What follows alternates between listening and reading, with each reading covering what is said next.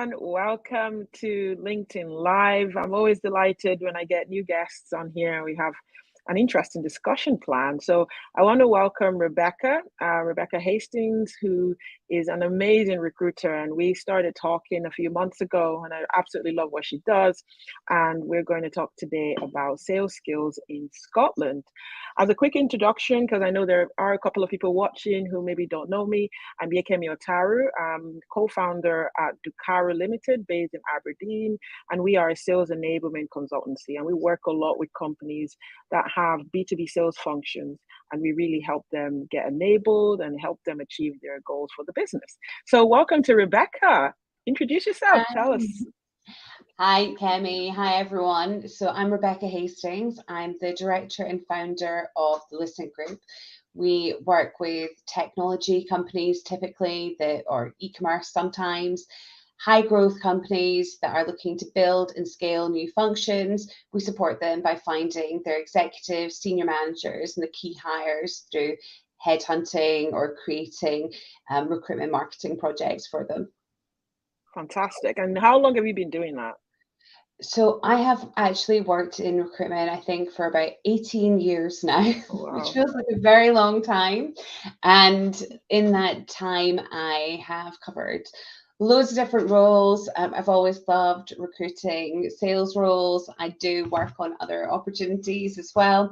But yeah, most of the time that I have worked in recruitment has been laterally, executive search or running campaigns. I have worked in-house within businesses, heading up talent. So the approach I bring to clients is maybe a little bit more holistic, give them like some advice from, lessons learned as well. Amazing.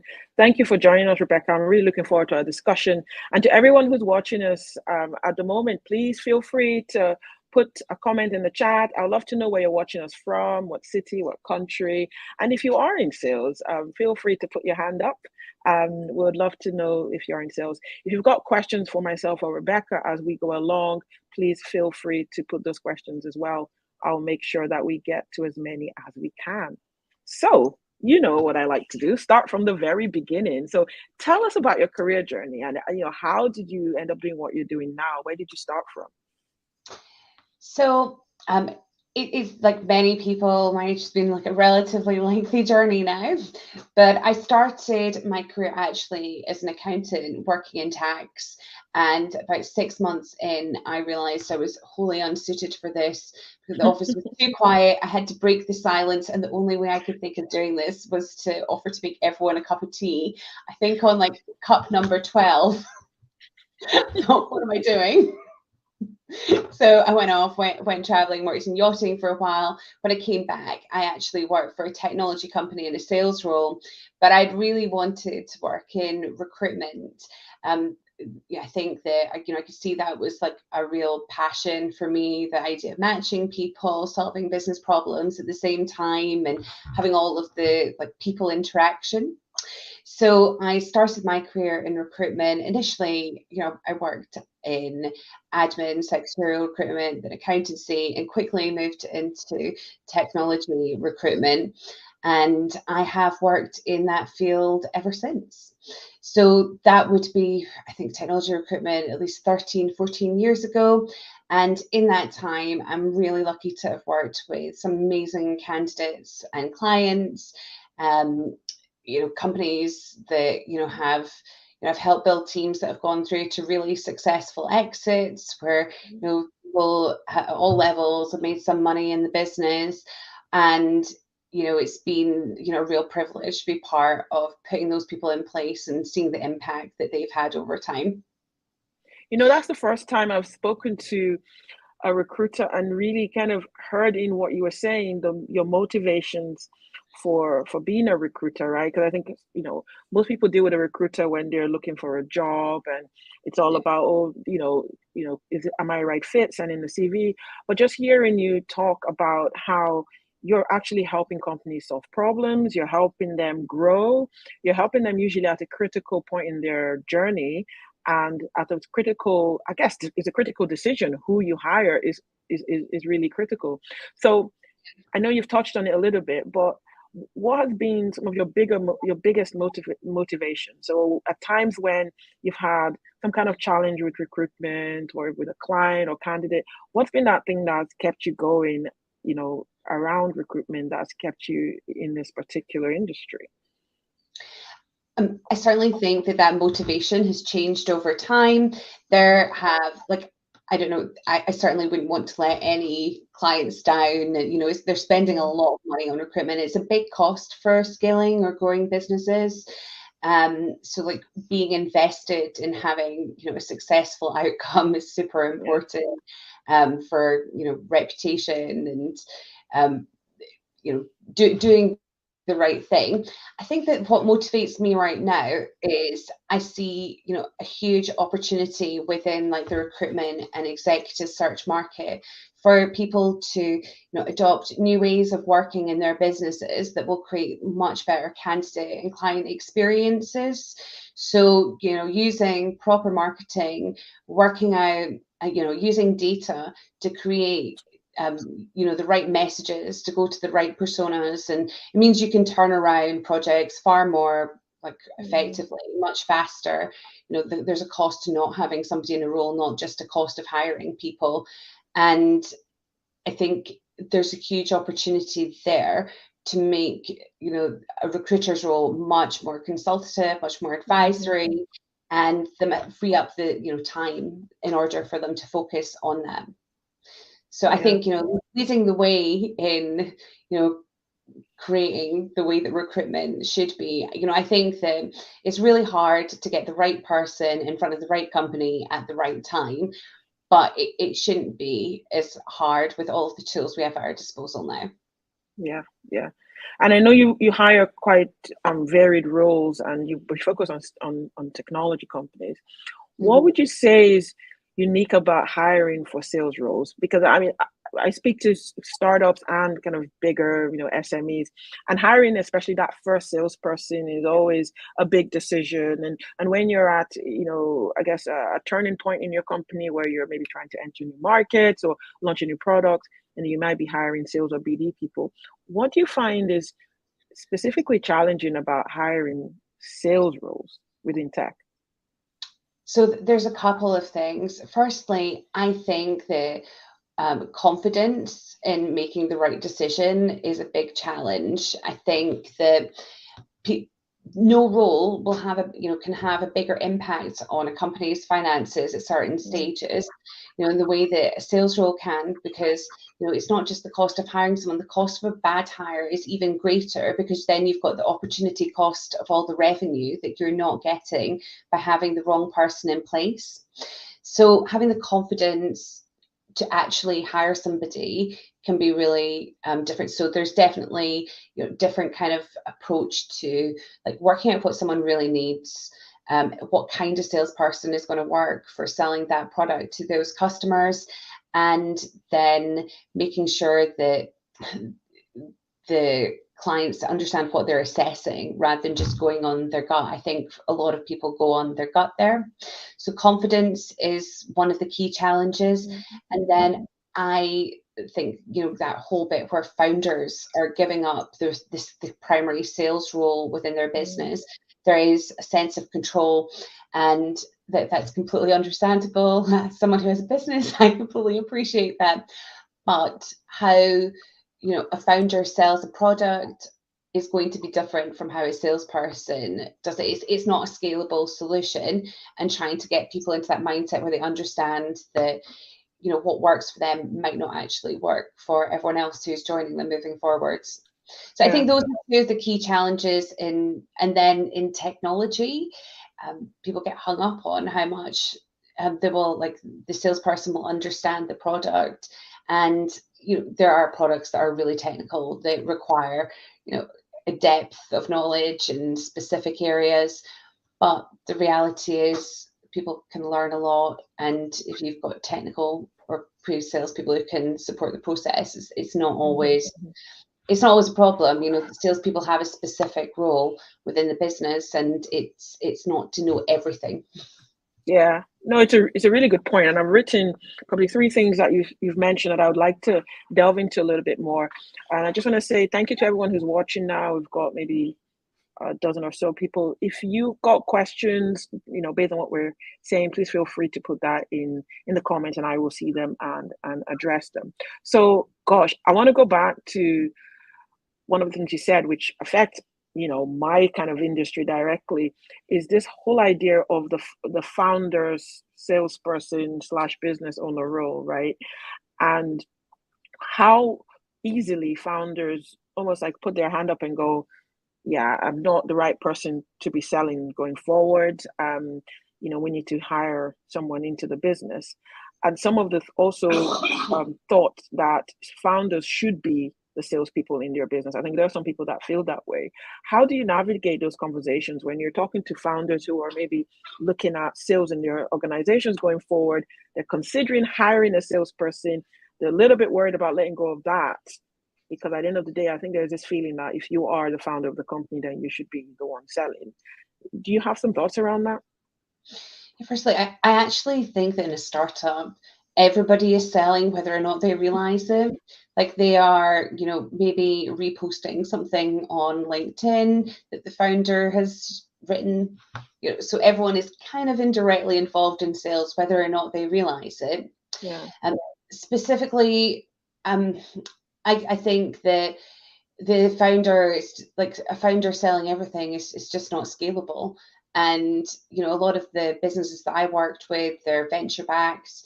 They've got their investors have got expectations about getting a return with so many multiples, and the starting point for making the realization setting that can't always stay with the founder, yet bring them in certainly at key points in the process, is when you work out what their revenue targets are and you work back from that, like what does that actually look like? If you've got to have a turnover of £1 million a year to have a certain valuation, then what do you have to do in order to do that? Is that achievable? If it's then suddenly going to be a 20 million turnover, and your product only has a certain value, what one person can do that. Yeah. There it's are really good conversations, isn't it? Because I bet you are, because it's what you said about being almost like a consultant in that conversation, right? It's not just we need this. It's almost like challenging that and saying, well, actually, if you are going from being a £2 million company to a £20 million company, you probably need more than just you to achieve this. Yeah, and then making them realize that how you get there requires like different skills. It's a team effort, and people will understand that they, like good founders, they want to hire people that will bring something to the table that they don't necessarily have.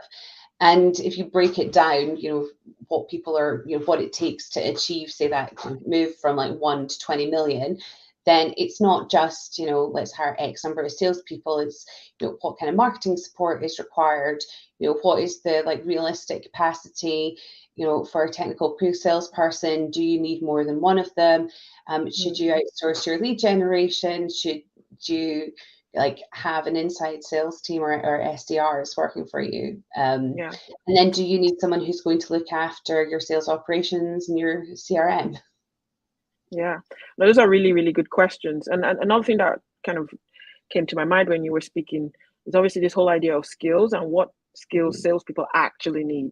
So I think my business partner, Sarah Downs, she actually put a post out yesterday about, the whole idea that the people that are selling need to have this robust understanding of the technical side of what they're selling, and whether it's okay for, a salesperson not to necessarily be particularly technical. And you were saying that in some industries, you do, it's better if you do have that technical understanding, but it's not something to get hung up on because it's possible to excel in that area. What are some of the top sales skills that you're seeing Scottish businesses are looking for, and is that what they should be looking for? What kind of conversations are you having around that? So there's a couple of different skills that are more in demand at the moment. One of them, which is like having, definitely technical people who can sell, but more, grow growth skills like within accounts, and making sure that the people who are, rather than having an account manager, have somebody within the team that is able to kind of like elevate the conversations and, build more trust and influence. And in those situations, in order to have the credibility, there are times when people do need to have more of a technical background, depending on the sector. In terms of like actual like skills, new business is always like really high up the list. And I'm hearing more people want to have, regardless of the role, someone who is competent and confident, putting themselves out there with thought leadership. Definitely being on video is a skill that is like totally new to so many people over the last few years.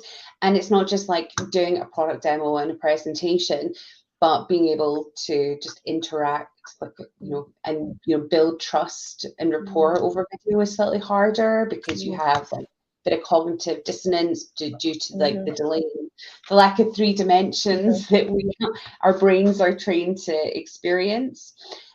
So definitely, social media skills really high up there in a way that they would not really have been considered. That would previously have sat with marketing more, but now the actual person who is doing the selling needs to be able to create content, write concisely, and be a bit more personal in how they put themselves out there. It's not all about marketing have said, this is the new feature, let's post such and such, now does like advanced filtering, whatever.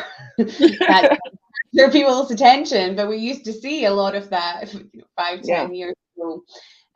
It's now about being more relatable and still sharing your knowledge and demonstrating that credibility and expertise up front. And without that, then it's really hard to get inbound leads coming your way. I mean, obviously you want people who will generate leads for you, but it's not all it's not what salespeople do a lot of the time. Yeah. No, all the stuff you were describing really feeds into like some of the stuff we do for our clients, right? In terms of supporting their sales teams. It's all about, I guess, what we've coined as social selling, and I know you're familiar with this term, and not focusing on features and functions, but being relatable and being able to build trust through video, being confident in that conversation, and being a good listener as well. I think are key skills that I think companies are looking for. I just wanted to acknowledge Ayodeji. You said, some of the stuff that you've been sharing is the phase that his business is at right now. So I'm glad this is proving relevant. So if you've got specific questions for us, do absolutely let us know. Okay. So you talked a lot about, some of the skill set, being on video, social media, being able to interact. I also mentioned listening skills, those kind of things. How are companies currently, measuring or assessing whether a sales candidate has these skills? I don't think huge numbers of them actually are, to be completely blunt. Like obviously you would, as a recruiter, I live on LinkedIn. I'm going to check somebody's LinkedIn profile out before putting them forwards. Tying it back to search, like before we're even at assessment, there are ways that, I can find somebody who has, spoken at a conference in your sector, like do like deep X-ray searches on things like SlideShare or podcast platforms, just to get that kind of like proof that somebody has been doing all of these things before I approach them and learn about them. But in terms of assessing people, you're not going to get any of that out of a typical 30, 60, 90-day plan. You have to, incorporate video into your process, even if you're going to meet people face to face. Interestingly enough, a few weeks ago, I did a quick poll on LinkedIn, and one of the findings from it was salespeople actually want to meet the decision maker who's going to hire them as early in the process as possible, rather than wait till the last hurdle. So even if you're going to meet someone for a coffee and have an initial chat, check the chemistry's there, you do need to do a video interview, definitely. And I actually think you need to, if you're going to give them a practical exercise, make it a little bit more around what are you going to do on social media for us. But that doesn't really cover the elephant in the room, because, like, anybody can sit there and say, these are 5 posts that I would suggest, and create pretty images in Canva that are online with the company's brand and all of those things to make themselves look good. But will they actually post them? Because I think that a lot of people have a fear of putting themselves out there still. Like, there is that sense of, oh my God, people will judge me. What will they say? How will they react? What if I get trolled? And it's really understandable. And I think that just like the way that 15, 20 years ago, we would even 10 years ago, we like to see if like salespeople had signs of telephone adversity, we now need to start doing that for social media. That's a really good point, actually. I think leaving social media out of the question when you're looking for the right salesperson is just, I mean, it's a big mistake, really.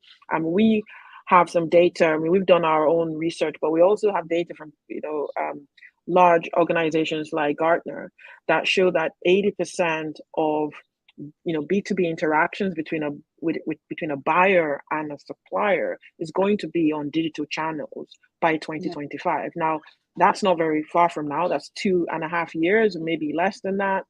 And so if that's the case, then we do need to get far more comfortable with being online, far more comfortable putting ourselves out there. And it was the confidence thing you said, I think, at the very start of our conversation, is really about confidence. And in past conversations, Rebecca, we've talked about resilience a lot, the ability to get back up when, even if someone makes a comment that it's, on your post that isn't nice, don't sort of swear off social media after that kind of thing. It's really, about continuing to pick yourself up, isn't it?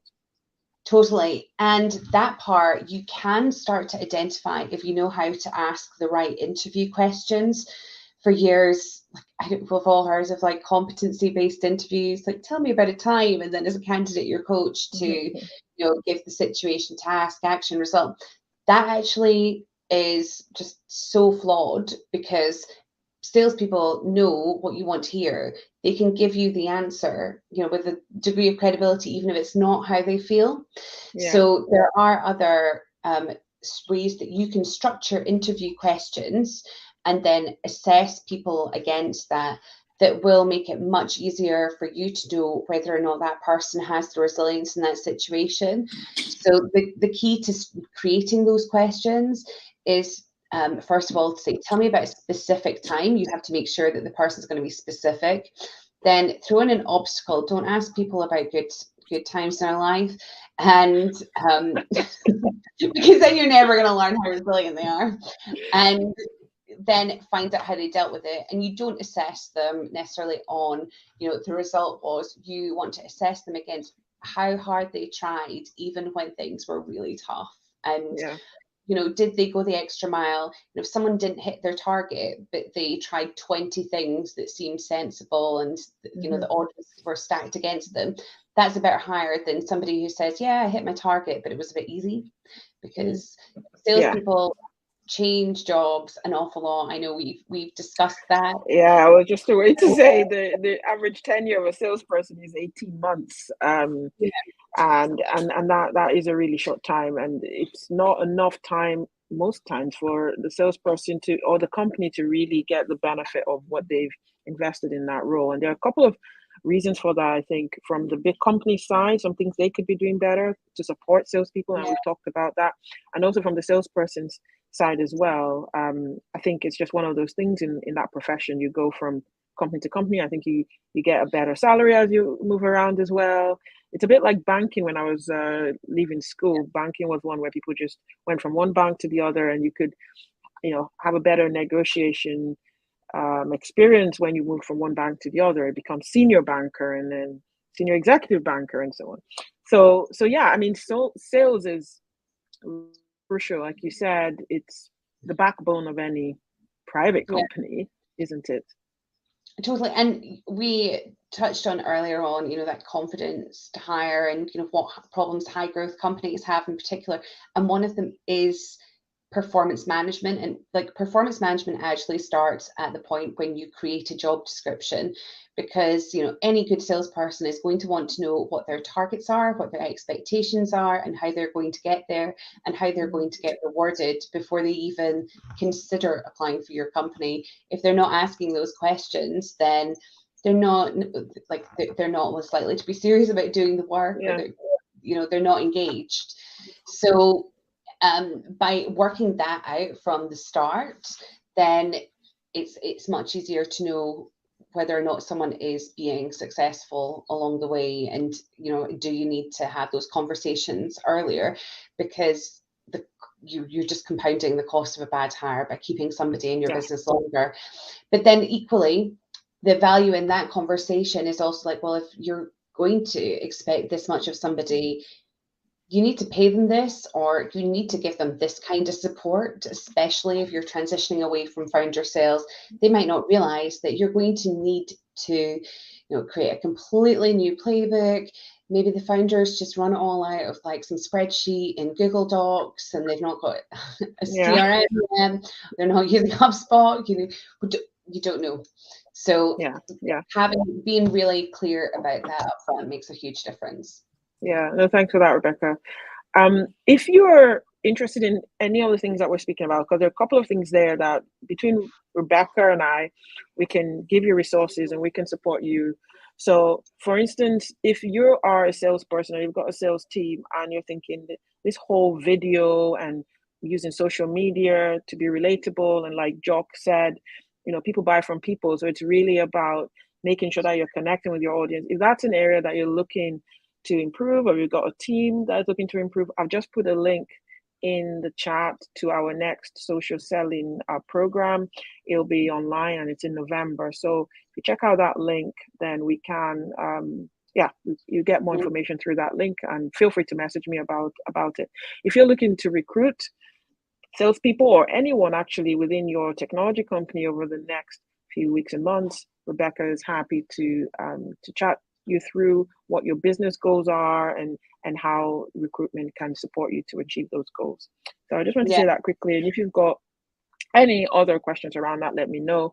In terms of CRM, so we are a sales enablement consultancy. So we partner with other companies that have different offerings that support that, right? So one of those partnerships is with a company called Membrane, and they have an amazing, I would call it a sales enablement CRM. It's not your typical CRM. It's really a coaching tool for salespeople.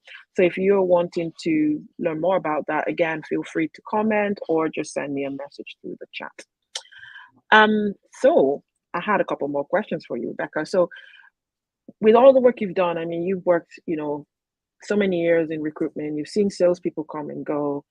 What would you say are the top skills that separate a great salesperson from everybody else?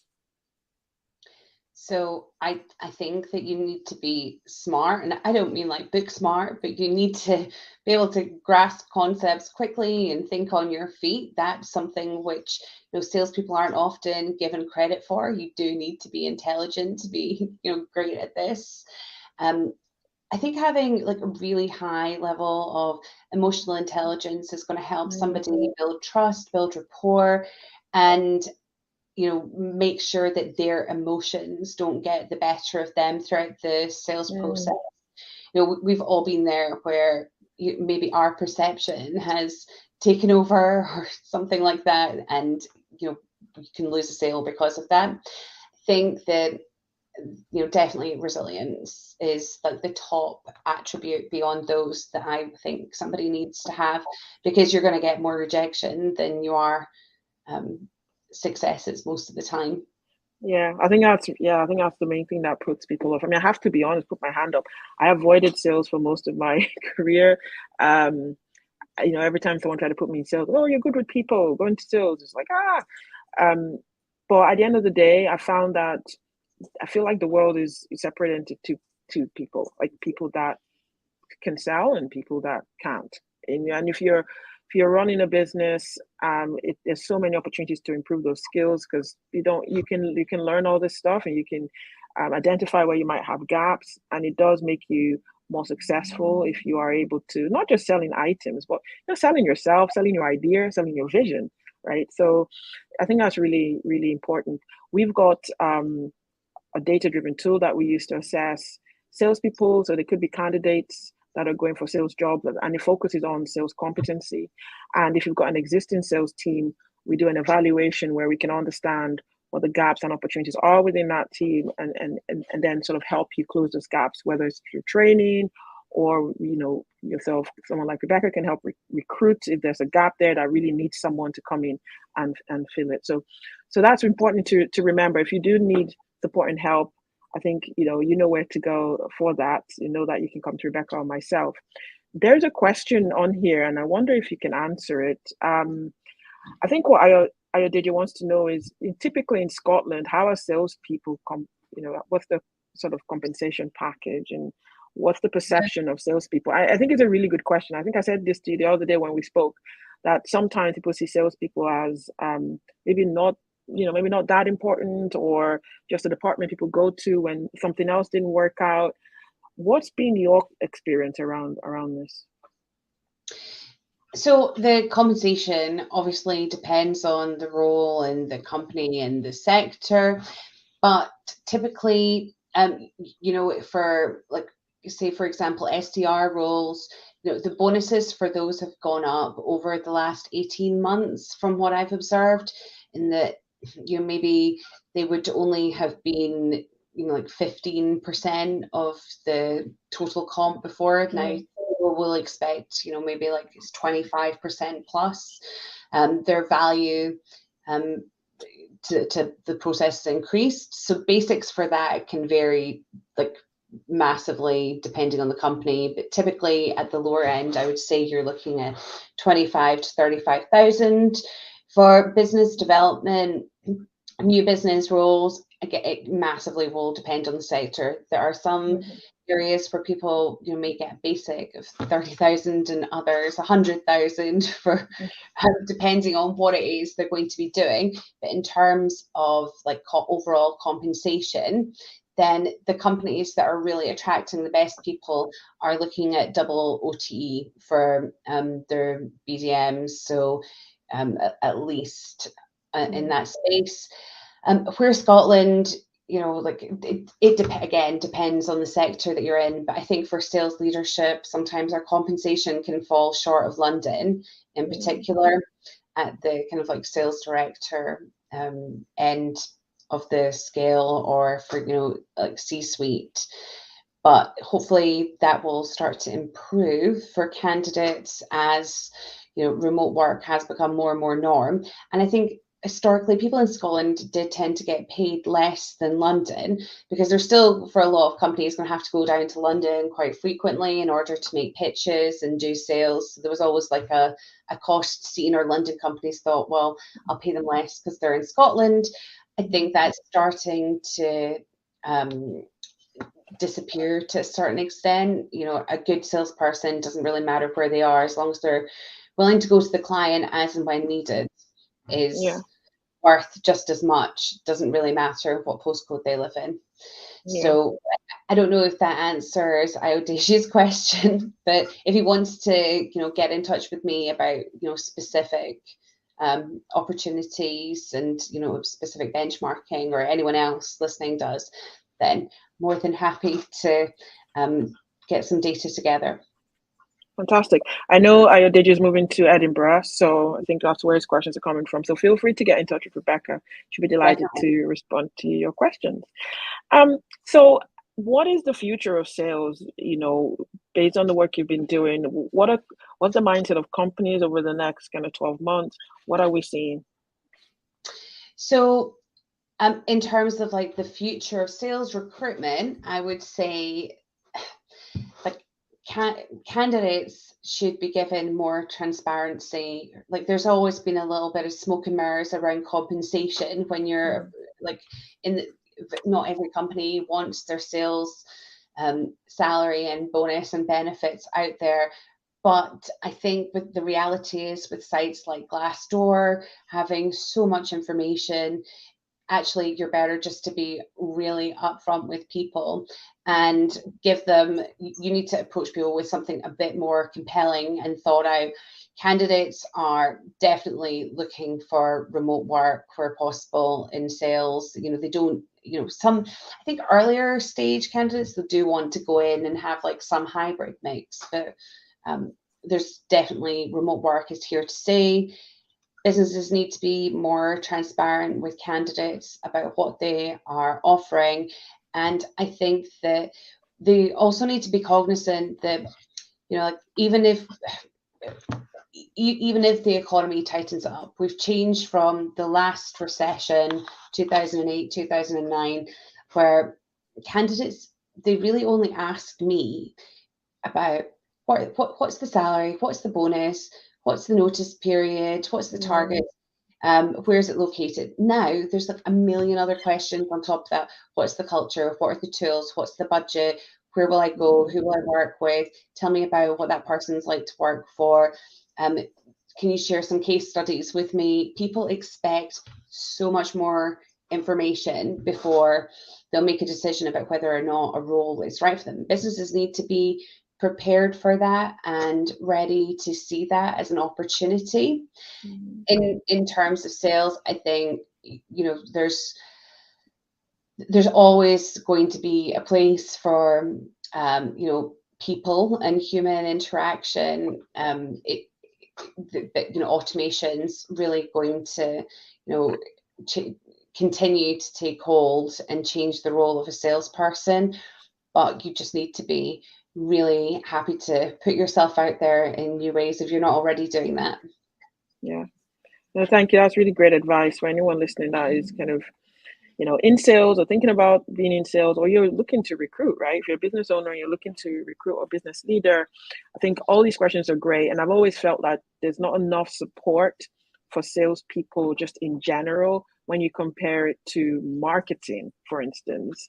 I think that sales, you have little bits here and there, and people tend to create little groups or membership organizations, but I don't see that the support is sufficient. And once the person joins the company, even that ongoing support and coaching is not always readily available. And coaching makes a huge impact to a sales team. I have seen that, like from having worked inside companies where coaching has been available, a lot more people have been able to accelerate their careers. And because it isn't always the person with the most experience that's the best salesperson, and giving people the confidence to move forward. But coaching is hugely important for a sales team, a valuable investment. You wouldn't go out there, buy a Lamborghini, leave it in the garage, never take it for a run, and like not look after it. So if you're, a sales team is an asset, you need to invest in it. Yeah, no, absolutely. I'm dying to put this question up, Professor Imafidon. Thanks for your question. So he's actually put up two questions, and we talked about this earlier this week, didn't we, Rebecca, around some of the ways sales is seen. So he's absolutely right. Why is it, I guess sometimes, not all the time, seen as an optional soft skill as opposed to being kind of a main competency of someone, and actually, putting it to the forefront and supporting it. Why do you think that is, that it's seen as an optional soft skill sometimes? Because I don't think that a lot of people have considered it as a profession because it doesn't have an academic background to it, basically. You wouldn't put down finance as a soft skill, you'd get shot by an accountant. So it's it really Absolutely. is like a lack of understanding of the complexity of what's involved in a sales process. And I think that in some areas like of society, sales is undervalued. I don't understand why at school, when it's careers time, they don't say this is how much you can earn if you're really good at these jobs, and they put sales up there. I think more people be like, oh, I might want some of that. How do I, you know, it can be an absolute game changer for somebody who, you know, hasn't had, you know, the upbringing which has allowed them to, you know, go and do like a medical degree or something, but is still really smart. You know, not everybody wants to be super academic or has the same opportunities in life. I think, it's not a soft skill. I think there are soft skills around it, like building rapport, you know, building trust, listening. Those are soft skills. So sales is many soft skills, but also some pretty hard ones. You know, sales, you know, being good at sales from my experience and knowledge, it takes a lot of discipline to log everything on your CRM so that people know what's going on and so that you can, forecasting is tricky. Forecasting accurately is harder. Yeah, no, absolutely. I think, well, I already said that at the beginning of my career, I always saw sales as, you know, something that I didn't want to be labeled. And I knew so many salespeople around me who would actively tell the marketing team not to put sales on their business card. So even though their job title was sales, you know, they didn't want that actually on their business card, because again, there's a perception of sales. When you say you're a salesperson, sometimes it gives the impression that, oh, you're going to try to sell me something. Oh, you're not going to be completely honest. And it's bizarre because without sales, we wouldn't have an economy that can go forward. I mean, it's just, I know, like 1 in 10 people in the UK are involved in some kind of sales role. Yeah. So it's a lot of people. It's a lot of people, and it's apparently 1 in 9 in the US. I can believe the US is higher. I did a little exercise when I was preparing for this live. I looked at how many sales roles were being advertised in Scotland, and I only looked at LinkedIn actually, so it's a conservative number. So there are over 9,000 sales roles being advertised in Scotland, and most of those companies are between kind of those 50 employees and 1,000 employees, which I thought was quite interesting. The smaller companies are probably maybe, you know, maybe it's like what you said at the start, maybe startups, and everyone's a salesperson or the founder is a salesperson. And then you get to this inflection point and you then need to grow. So this is absolutely the time to be thinking about sales skills, what you need in your organization. If you're a founder, a business owner, or a business leader wearing the sales hat, get yourself assessed, get support, look at coaching as an option. If you're looking to hire salespeople, make sure that you're considering your business objectives over the next, you know, couple of years, and you're talking to someone like Rebecca who can really start to consult with you around what it's going to take for you to achieve your goals. Did you want to add anything to that, Rebecca? No, I think you've covered that off really succinctly and clearly. It's amazing that there's so many opportunities for sales at the moment. I think that people